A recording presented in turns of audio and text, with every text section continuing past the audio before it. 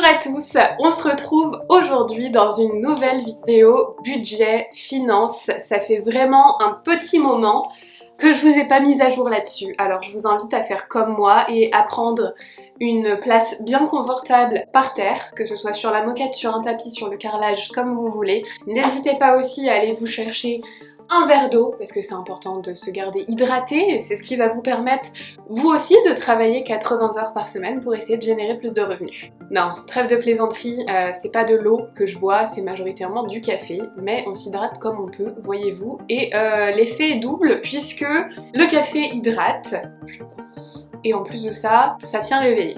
Cette intro va être un petit peu plus longue que d'habitude parce que dans cette intro, je vais en profiter pour vous faire un petit résumé des finances ces dernières années. Gros point, évolution de revenus, pourquoi je fais un mouvement dramatique comme ça, je ne sais pas. Bref, tous les points importants qu'il est bon de savoir, notamment un petit aperçu du coût de la vie à Miami global pour que vous puissiez comparer ce que ça pourrait être versus ce que c'est vraiment actuellement. J'espère que ce que je dis, ça fait du sens. C'est le moment d'ailleurs de faire ma petite pub. Si vous ne me suivez pas encore, je suis une Française qui vit à Miami depuis décembre 2016, donc aux États-Unis. Donc si voilà, la vie aux États-Unis, la finance aux États-Unis, les budgets, ça vous intéresse, je vous invite vraiment à cliquer sur le bouton rouge s'abonner dès maintenant. Et pour rentrer d'ailleurs dans ce vif du sujet de finance, etc., eh ben, il faut savoir qu'on a commencé ici avec ce qui est considéré un salaire nul. Soyons francs en fait, tout simplement. C'est un salaire qui ne suffit pas à un couple. Et Kevin a commencé ici aux États-Unis en post-doctorat. Moi à l'époque, si vous ne le saviez pas encore, j'avais pas de permis de travail, je n'avais pas le droit de travailler au tout début. Donc on a le tout premier contrat, la toute première année, c'était 48 000 $ par an. Alors, 2 secondes, je compte. 48 000 $ par an fait à peu près 4 000 $ par mois brut. Il faut enlever des taxes à ça, à peu près 14%. Donc on descend déjà à 3 440 $ par mois en net à peu près. Et il faut vous dire que à ça, on n'avait pas d'assurance santé qui était incluse via l'employeur. On en avait une à un tarif un petit peu réduit, donc pour un couple ça faisait 500 $ par mois. Donc bon, voilà, imaginez 3000 déjà, sachant qu'à l'époque, pour avoir un appartement, c'était minimum, ce qu'on payait d'ailleurs au tout début, la première année, 1530, ce qui nous laissait à peu près avec 1500 $ pour vivre. Mais l'arrivée était pleine de frais imprévus, etc. Donc autant vous dire que la première année, on n'était pas du tout confortable. Enfin, c'était vivable, mais c'était pas confortable. À l'heure actuelle des choses, c'est un salaire nul. Quand je vous dis ça, c'est parce que ça ne permettrait même plus de vivre du tout. Parce que si à l'époque, 1530, on a réussi à trouver un appartement, une chambre dans un quartier moyen, hein, parce qu'encore une fois, ça aurait pu être le double dans un quartier plus renommé, il faut savoir qu'aujourd'hui, pour un appartement, une chambre, dans le quartier où on était, qui vraiment, c'est un quartier moyen, c'est-à-dire qu'il a toujours été réputé pas très cher. Voilà. En ce moment, il faudrait compter 2000 à 2200 par mois. Voilà, pour vous donner une petite idée en fait du coût de la vie actuelle et un peu des sommes qui entrent en jeu aux États-Unis. Parce que là, quand je vais vous dire nos salaires, surtout qu'on a connu plusieurs augmentations en même temps, on travaille désormais à deux, ça peut vous paraître beaucoup, mais je veux quand même que vous puissiez mettre en comparaison avec les tarifs qu'on a ici à Miami, en fait, qui sont certainement pas les mêmes que les loyers, par exemple, en France, ce genre de choses. Pour le reste, on va passer vraiment dans le vif du sujet de la vidéo budget. Pourquoi je voulais vous faire une vidéo budget déjà? C'est une question à laquelle je veux répondre, mais c'est parce que nombre d'entre vous, par exemple, voient qu'on voyage pas mal en ce moment. Vous savez qu'on est devenu propriétaire en milieu d'année dernière et vous êtes aussi au courant que l'inflation impacte tous les pays du monde, les États-Unis inclus, et j'ai l'impression que vous êtes nombreux à vous demander comment on fait finalement pour voyager autant, qu'est-ce qui nous permet d'avoir ce niveau de vie là. Comme je vous l'ai expliqué, c'est que premièrement, on a des automatismes pour les voyages désormais qui font qu'on arrive à voyager pour moins cher. On est vraiment organisé de A à Z. On optimise nos points sur les cartes de crédit, on sait exactement où il faut réserver, à peu près quand réserver. Bon bref, en fait ça fera l'objet d'une vidéo à part entière parce qu'il y a beaucoup trop de points à aborder là-dessus. Mais dans cette vidéo-ci, Je veux vraiment vous montrer notre budget mensuel parce que ça fait déjà quelques mois, plus de 6 mois en fait, qu'on est installé dans notre premier bien immobilier où on est propriétaire. Je vous avais fait une vidéo budget l'année dernière, c'était la dernière fois où je vous montrais justement la différence entre quand on est passé de locataire à propriétaire. Mais les choses ont encore changé et pour le mieux. Donc vraiment, je voulais vraiment vous montrer ça parce que ça va vraiment vous donner une idée un peu de nos finances globales. Refaire le tour de combien on gagne, nos revenus, etc. bien sûr, même si vous verrez que ça n'a pas beaucoup bougé pour le coup, puisqu'on n'a pas été augmenté depuis, mais on avait connu une grosse augmentation. Ce qui nous a fait un peu considérer l'achat d'un bien immobilier à la base, c'est que moi je suis quand même arrivée dans une entreprise qui est génialissime et Kevin a littéralement en fait un nouveau poste, il n'est plus post-doctorant, il était passé complètement à autre chose, ce qui avait fait un gain de revenus assez conséquent pour nous. Donc tous ces changements là, il faut savoir qu'en fait on a connu quand même une élévation de revenus qui pour nous paraît énorme. On n'aurait jamais pensé avoir ça de notre vie entière en fait. Et depuis qu'on a connu cette élévation de revenus, on faisait comme si elle n'existait pas. Tout littéralement, mais tout partait dans les comptes épargne pour pouvoir assumer les closing costs et l'apport de ce bien immobilier dans lequel nous vivons en ce moment. Donc c'est la première fois qu'on se permet de créer un budget qui est désormais aligné et adapté à nos nouveaux revenus. Et qu'on essaie quand même de profiter un petit peu plus parce que on travaille déjà beaucoup, on n'a qu'une seule vie. On reste quand même dans cette idée minimaliste, avoir un appartement épuré avec pas grand chose, enfin bon bref, voilà.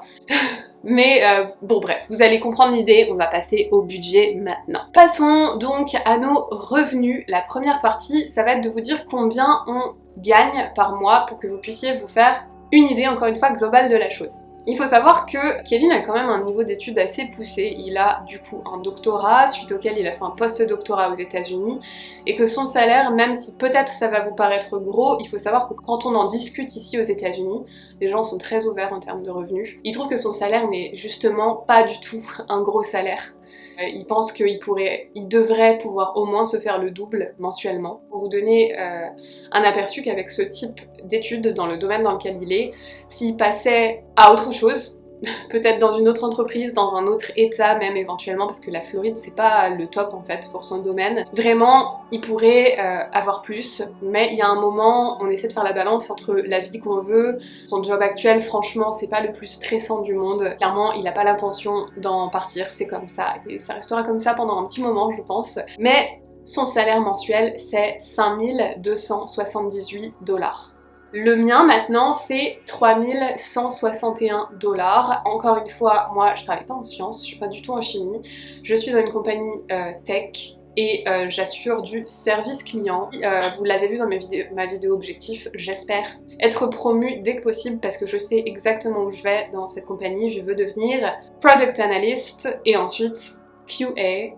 Et si vous savez pas ce que c'est, je vous invite à regarder sur Google directement parce que là, on va refocus sur le budget. Avec YouTube et désormais Instagram aussi, parce que j'essaie de plus en plus sur Instagram de poster, vous savez, les petites vidéos courtes là qu'apparemment il faut se mettre dedans, sinon t'es complètement has-been. Ça, je me fais à peu près 150 $ par mois sur YouTube et Instagram combinés. Clairement, voilà. YouTube, je donne beaucoup de mon temps pour un salaire qui n'en vaut pas du tout la peine. Si on pense en termes de revenus en tout cas. Kevin a un bonus retraite de 151 $ par mois et ça, pour ceux qui ne savent pas, les comptes retraite, etc., je vous remettrai une petite vidéo sur le sujet. Aux États-Unis, il y a des 401k, si tu mets un certain pourcentage de ton salaire sur ces comptes retraite spéciaux, ton employeur met une partie de la somme lui aussi. Kevin, il faut savoir qu'il n'est pas dans une entreprise privée, ce serait considéré plutôt public. C'est pour ça que son salaire est un peu plus bas. C'est pour ça aussi que l'employeur ne matche pas une énorme somme sur ce qu'il met sur son compte retraite. C'est pas tout à fait la moitié, je saurais pas vous dire exactement, mais c'est 151 par mois. Moi en l'occurrence, bon, mon salaire est plus petit, je maximise ce 401k, je mets 4% de mes revenus sur ce compte tous les mois et mon employeur met la même chose, soit 128 $. Ensuite, il y a un bonus de 476 $ pour moi aussi. Alors, pour vous donner une idée, ce bonus, ça compte dans... Enfin, Voilà, dans mes impôts à la fin de l'année, c'est dans le revenu que j'ai fait dans l'année. Mais en fait, j'appelle ça un bonus parce que je peux l'utiliser que dans la nourriture, produits nourriture pour les animaux aussi, restaurants. On s'en sert majoritairement pour faire les courses, vous allez voir un petit peu après. Et clairement, vu l'inflation, ce bonus suffisait avant pour qu'on fasse les courses plus quelques restaurants, etc. Désormais, il n'est même pas suffisant pour faire les courses. Voilà, pour vous donner une petite idée aussi de l'inflation en termes alimentaires ici. Passons désormais aux dépenses et c'est vraiment la partie sur laquelle je vais me focaliser ici parce qu'on a tout revu dans le détail et on a voulu aussi se faire un peu plus plaisir. Mais il y a des choses qu'on a réussi, des dépenses obligatoires, enfin qui étaient obligatoires plus ou moins, qu'on a réussi à éliminer ou à réduire et vraiment je suis très fière de ce budget. C'est le budget depuis tous les budgets que je vous fais sur cette chaîne, duquel je suis vraiment la plus fière, donc c'est parti. La première bonne nouvelle, c'est que la somme mensuelle qu'on met dans notre logement n'est plus du tout la même qu'avant. Pourquoi? Parce qu'ils nous prélevaient plus en impôts, donc toutes les taxes, impôts que tu as chaque mois, c'est très élevé à Miami, c'est très élevé en Floride, c'est très élevé aux États-Unis en fait en général si on compare ça à la France, parce que je crois que quand t'es proprio en France d'un appart, globalement, impôts locaux, fonciers, etc., ça va pas dépasser les 2000 par an, me semble-t-il. Là, on nous prélevait beaucoup. On nous prélevait 593 $, tout ce qui est taxes, etc., par mois. Ça contient aussi l'assurance de notre bien.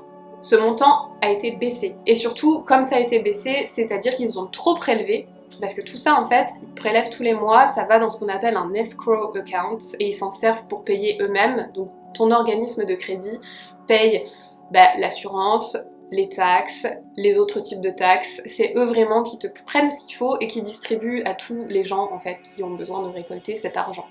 Ils ont trop pris, donc ils nous ont renvoyé 3000 $ au mois de janvier, grosse surprise. Mais en nous renvoyant ça, ça voulait aussi dire qu'ils ont trop prélevé. Donc nos paiements mensuels ont baissé en conséquence. Donc maintenant pour tout ce qui est assurance, impôts, tout ce qui va en fait dans l'escrow, au lieu de payer 593 $, on paye 289 $. Soit c'est complètement différent, je sais pas si vous vous rendez compte, c'est énorme, on parle d'une différence de 300 $ par mois qu'on récupère littéralement en plus. Enfin, moi ça me paraît dingue parce que nous on était prêts à payer ça pour toujours, on savait pas que ça pouvait baisser comme ça. Si quoi que ce soit on se disait que ça monterait dans le futur. Donc 300 $ par mois, grosse surprise là au mois de janvier, plus avoir récupéré 3000 $ cash comme ça en janvier, croyez-moi que c'est une énorme surprise pour nous parce que ça s'est additionné en plus de tout le reste qui fait qu'on est vraiment... voilà, on est bien. Clairement. On a par contre les HOA, donc ça c'est les frais de communauté, on paye 500 $ par mois, ça n'a pas bougé. Voilà, ça c'est parce que vous savez, on a une salle de sport, on a un sauna, on a une piscine, on a en fait plein de choses qui sont accessibles, jacuzzi même aussi, enfin vraiment notre communauté est super. On adore profiter de toutes ces choses-là, donc pour nous, voilà, ça reste correct parce qu'il faut vous dire que de toute façon, tout est en communauté quasiment. Oups, j'ai failli faire tomber mon ordinateur. Il faut vous dire en fait que tout est en communauté. En Floride, en tout cas à Miami, je sais pas pour les autres villes, c'est très rare de trouver un bien qui n'est pas dans une communauté. Et quand t'es dans une communauté où il y a même juste seulement une piscine et pas forcément rien d'autre, assez vite, tu peux vite quand même payer 200 à 300 $ par mois de frais d'HOA, donc on est quand même assez satisfait de ce qu'on paye. Voilà, pour vous mettre un petit peu tout en globalité. En intérêt, on paye 1742, ça s'est revu très légèrement à la baisse, ça va vous paraître énorme, mais encore une fois, notre prêt est à un taux qui est à 5,6%. C'est comme ça ici, c'est même largement plus en ce moment. Il faut vous dire que ouais, les taux ici c'est pas du tout les mêmes qu'en Europe, ça doit probablement vous paraître choquant, mais c'est comme ça. Et du coup, ce que je mets pas vraiment dans nos dépenses parce que ça va dans notre principal, donc là on le met vraiment réellement dans le bien, c'est 408 $. Voilà. Passons désormais à tous nos frais pour que vous voyez un petit peu ce qu'engendre voilà, d'être propriétaire. Si vous calculez bien tous nos frais liés au fait qu'on est propriétaire, étant donné qu'on paye 300 $ de moins désormais, on est à environ 3000 $ par mois, sachant qu'on était plus à 3300 quelque chose avant. Donc 3000 $ par mois, et il faut vous dire que pour un appartement 3 chambres comme on a en ce moment à Doral, et bien en fait on paierait encore plus que ça si on le louait. On paierait, pour vous dire, ce type d'appartement exactement le même d'ailleurs, et louer 3200 dans notre bâtiment, et voir certains les listent même à 3003, 3004. Et même si on était resté en location dans un appartement 2 chambres, aujourd'hui on en serait probablement à 2005 si c'est pas 2008 si on était dans ce quartier-là de toute manière. Donc on préfère largement être propriétaire, pour nous c'est clairement un gros plus, surtout que si un jour on veut acheter autre chose, s'en aller ou quoi que ce soit, on peut le louer plus cher que ce qu'on paye actuellement. Donc ça c'est une grosse victoire, voilà, aucun regret. Il faut savoir aussi que notre appartement est tout neuf, donc même si on est dans un 3 chambres avec 2 salles de bain, ce qui est différent de notre 1 chambre qu'on louait avant, on ne paye pas énormément en eau et en électricité, on paye exactement la même chose qu'on payait en location, pour ainsi dire. On paye donc 59 $ d'électricité par mois environ et 18 $ pour l'eau, soit environ 77 $ pour l'eau et l'électricité tous les mois. Ensuite on a internet à 80 $ et on payait 70 avant où on était en location. On a la fibre ici, je sais pas pourquoi ça a monté, mais c'est un truc qu'il faut renégocier tous les ans, donc on essaiera ça bientôt, probablement. Et pour les téléphones, on paye 64 $, donc pour nos 2 forfaits. Ça c'est pareil, vraiment, on a optimisé au maximum, c'est quasiment impossible de trouver moins cher que ça. Voilà, globalement ces dépenses-là ne changent pas trop par rapport à quand on était locataire avant. Ensuite, Netflix, j'ai réussi à descendre un petit peu nos dépenses de ce côté-là, parce que je crois qu'on payait 16 $ et quelques par mois, et je suis allée sur un autre type de compte Netflix où t'as pas le 4K, je sais pas trop quoi, et on voit même pas la différence en 1080p honnêtement sur la télé, et on paye désormais du coup 10 $. Voilà. On avait Hulu et Disney, c'était 16 $ le combo, et on s'est dit on a trop de plateformes télé, on a à peine le temps de regarder parfois. Bon bref, vous voyez la vie quoi. Donc on a annulé ça, donc on est passé de 16 à 0 $ pour ce poste de dépenses. Amazon Prime, je vous avoue que je vais pas prononcer son nom, et j'ai une... Si, allez, je vais vous le dire.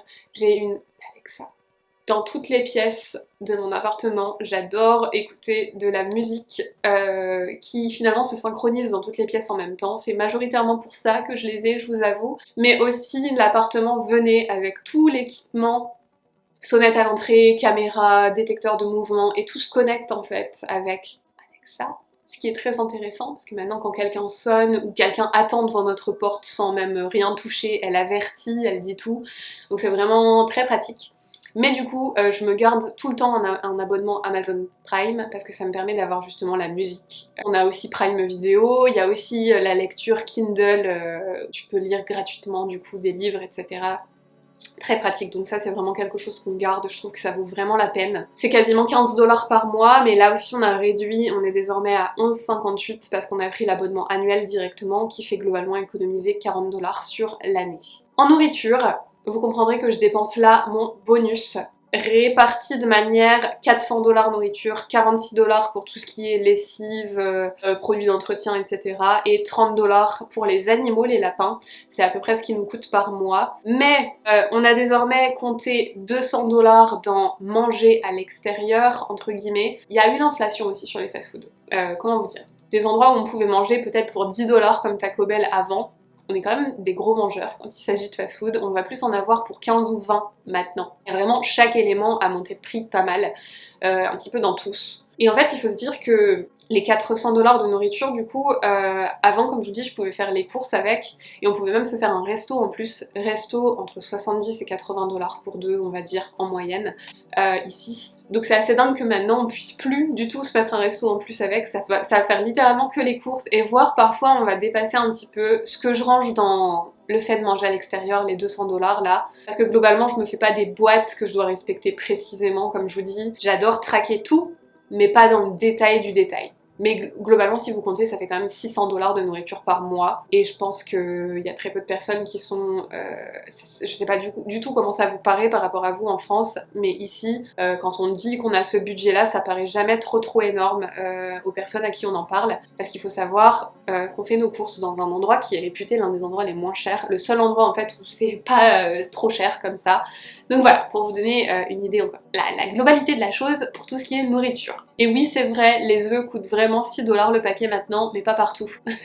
Et là, encore une fois, je vous ferai une vidéo spécialisée sur l'inflation, je pense, bientôt, avec quelques conseils de comment on fait tout ce qu'on fait. Encore quelque chose d'énorme pour nous qu'on a réussi à réduire. On s'est rendu compte que de garder 2 assurances santé, c'était ridicule. Mon travail, le domaine de la tech en général offre des bénéfices, donc des avantages qui sont généralement considérés géniaux, notamment des assurances santé du tonnerre, et ils me la payent intégralement pour moi et pour Kevin aussi. Clairement, à chaque fois qu'on va au médecin, on a juste une copay de 10 $ à payer du moment où on va dans le réseau de notre assurance. Ça aussi, il faudra que je vous refasse une vidéo sur les assurances un jour parce que je crois que personne comprend et même moi, même après avoir travaillé dans le domaine un petit peu, ça me paraît toujours confus sur certains points, mais il faudra vraiment que je vous fasse une vidéo sur le sujet un jour. On payait 180 $ d'assurance pour moi plus Kevin via le travail de Kevin pour une assurance qui était moins bien. Et on se disait, bon, en cas d'hospitalisation, si mon assurance ne couvre pas tout, ça pourrait toujours être pratique d'avoir ça derrière. Mais ça fait 1 an que littéralement on paye pour rien, parce qu'ils vont pas payer pour autant la copay, les 10 $ quand on va chez le médecin. Et en fait c'est tellement rare qu'on aille chez le médecin ou quoi que ce soit. Puis bon, qui se permet d'avoir 2 assurances aux États-Unis quoi? Clairement, une assurance c'est déjà extrêmement bien. Il n'y a aucun intérêt qu'on garde une deuxième assurance comme ça. 180 par mois, je vous laisse compter ce que ça fait par an. C'est quand même énorme. Limite, si vraiment il y avait hospitalisation un jour, bah on paiera quoi. S'il y a un laissé à charge ou quoi que ce soit. Ce qui ne devrait même pas forcément être le cas parce que vraiment mon assurance est excellente. Donc on est passé de 180 $ par mois à 0 sur ce poste de dépense. Autant vous dire que ça aussi c'est énorme, enfin c'est juste dingue. L'assurance voiture, on est toujours à 142 $ par mois, mais on a commencé à faire des devis un petit peu partout et on a vu qu'on pourrait peut-être réussir à descendre ces 142 $ par mois à 90 ou 100 $. Donc il faut encore qu'on prenne la décision de le faire, ça. On va attendre que notre contrat se termine. Mais voilà, c'est quelque chose qu'on a pour projet, en fait, de faire. Je commence à avoir mal aux jambes. Si vous vous êtes assis par terre, comme je vous l'ai demandé, ça doit être pareil pour vous. N'oubliez pas de bouger un petit peu, d'étendre les jambes, ou de les masser, je sais pas trop. Mais faites quelque chose, quoi. Bon, bref. Oh, la voiture! Vous savez que j'ai une voiture avec laquelle on avait un crédit voiture. Donc on payait 242 $ par mois. Oui, tout à fait. Je vais avoir fini de la payer là. Ça y est. Donc c'est ça en plus qu'on va avoir tous les mois et c'est dingue en fait tout ce qui se passe cette année. Je vais vous faire le résumé à la fin, mais là clairement par mois ça nous fait un gain supplémentaire énorme avec toutes les dépenses qu'on a pu soit annuler, soit réduire, soit repenser, soit des crédits qui se terminent, soit notre crédit immobilier qui a baissé parce qu'il y a moins d'impôts. Bref, c'est énorme en fait, c'est dingue. Ensuite, gas and sun passes. Ok, 80 $ dans l'essence et les péages. On ne prenait pas les péages avant, on était pauvres. Depuis qu'on gagne mieux notre vie, on a commencé à prendre les péages à Miami parce que sur chaque trajet que tu fais, ça te fait gagner quand même 10 minutes par-ci, 20 minutes par-là. Et on se rend compte qu'on est mieux de travailler plus et plus longtemps pour essayer de gagner plus ou de faire plus de profit partout où on peut, en fait de bosser au maximum. Et en fait, le temps, c'est de l'argent, et pour nous, ça vaut plus la peine de payer les péages maintenant. Quelle réflexion vous allez me dire pour des simples péages, mais c'est comme ça que mon cerveau fonctionne. Donc voilà, merci cerveau. Et l'essence, 80 $. Pourquoi? Parce qu'on roule un petit peu plus en ce moment, mais l'essence a baissé, on en avait pour plus que ça il n'y a pas si longtemps que ça. L'essence a rebaissé. C'est pas du tout le prix qu'on payait avant. J'ai revu une vidéo il y a pas longtemps où je vous disais, c'était au tout début, enfin c'était il y a pas mal de temps, où je disais dedans « Ah, on vient de faire de l'essence quasiment le plein et on en a eu pour 12 $. » Mon dieu, non, c'est toujours pas le cas, c'est clairement pas ça. On est à peu près 3 $ le gallon. On était à 2 $ et quelque chose le gallon avant, mais on était passé à presque 4,50 € le gallon il y a peut-être 6 mois de ça. Donc comment vous dire qu'on est repassé sous 1 $ le gallon, c'est juste dingue parce que oui, un gallon c'est presque 4 litres. C'est mieux de ce côté-là. À peu près 75 $ par mois dans le tennis, donc ça c'est Kevin. c'est son sport. Moi encore, comme d'habitude, je cours dehors, je cours à la salle de sport qui est donc incluse dans nos HOA, ce genre de truc, donc je ne coûte rien pour l'instant parce que je me suis trouvé passion d'un nouveau hobby dont il faudrait que je vous parle qui va coûter pas mal plus cher là pour le coup.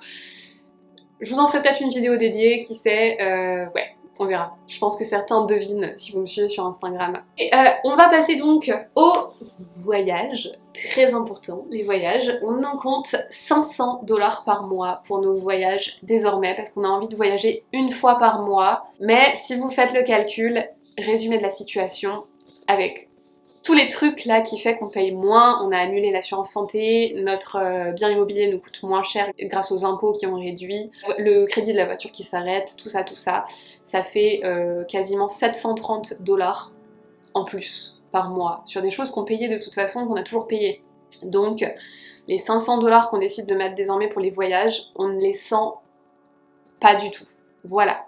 Après, voyager pour 500 $ avec l'inflation, ça c'est très dur. Autant dire qu'il y a des mois on va être un peu à moins que ça, et si on a un peu plus, encore une fois je fais pas un budget très précis, donc ça me va aussi. Du coup, les dépenses obligatoires s'élèvent à 3 452 $, soit 37% de notre salaire, et les dépenses non obligatoires, incluant ces gros 500 $ de voyage et les 200 $ pour manger à l'extérieur, 847 $, soit 9% de notre salaire, soit dépense 46% de nos revenus mensuels qui s'élèvent du coup à 9 344 $, et tout le reste va en épargne comme suit. On met 590 $ par mois dans nos 401k respectifs. Donc ça c'est avec l'entreprise, c'est prélevé direct du salaire, c'est ce que l'employeur match là comme je vous avais dit, ça ne se voit pas du tout. Ensuite on a des Roth IRA, encore un autre type de compte-retraite mais que tu fais toi-même cette fois-ci, qui est en termes d'impôts très avantageux pour le futur, c'est-à-dire que c'est de l'argent sur lequel tu as déjà été imposé que tu places là-dedans, mais plus tard quand tu seras plus âgé, quand tu retireras,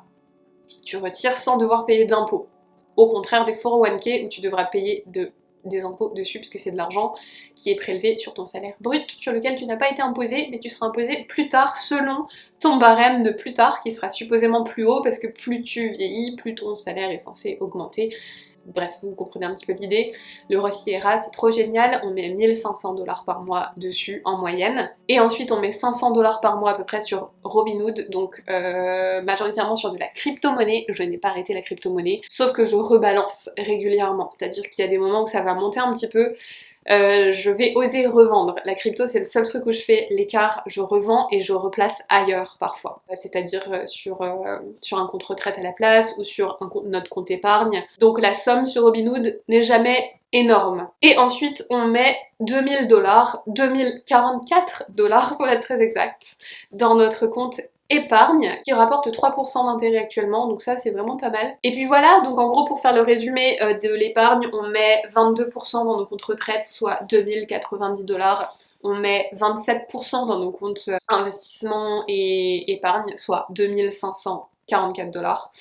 Et on met 408 $ dans l'immobilier. Je me permets de mettre ça pas dans les dépenses mais dans les économies parce que c'est la partie en fait quand on paye tous les mois notre appartement qui va vraiment dans l'appartement. Donc voilà, il est à nous, donc voilà. Je pense que j'ai parlé déjà une éternité, je n'ai rien d'autre de plus à vous dire, et si vous êtes assis par terre comme je vous l'ai recommandé, je pense que ça commence à être difficile pour vous comme pour moi. Ouais, voilà, donc je vais vous laisser partir. Merci d'être resté jusqu'au bout si vous entendez ça en ce moment même. Oh, et n'oubliez pas le petit pouce bleu si vous avez bien aimé cette vidéo pour le bien-être de mon algorithme YouTube. Bisous. Je vous souhaite à tous une bonne journée. Bye bye à tous.